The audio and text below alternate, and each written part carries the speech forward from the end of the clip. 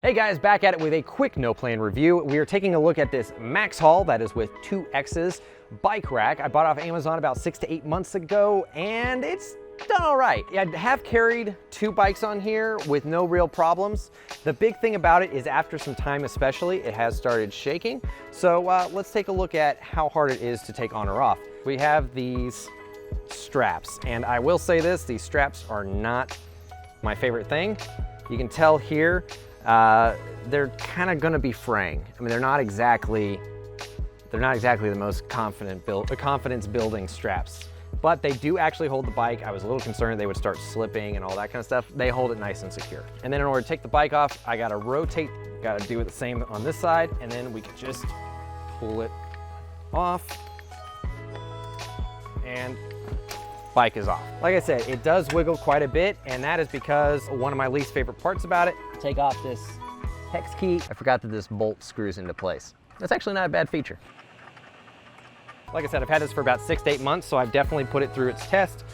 And this block right here is plastic, and it kind of wiggles. And basically what it is this is an adapter, because you can put this into like those small trailer hitches or whatever that you put on like a Miata or something like that. Putting it on, super easy.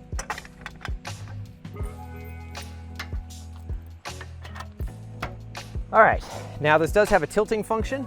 It's quite nice to have. You just do it like that, and now you can open the back of your car. And then there's also this bolt on the back that will kind of lock it into place so it doesn't wiggle back and forth as much. But again, like I said, it definitely, putting the bike back on is basically the same thing in reverse. Remember, these have kind of got to lean in, so that does make it a little bit difficult, and we got to wrap that up and pull. Now, like I said, these are not the most confidence-inspiring. I do know that if I use it too much more, it's gonna start fraying. It's already starting to fray a little bit on its own, but I'm being very careful. To the bike rack's credit, it is on there nice and secure. Overall, I would say this is a great value.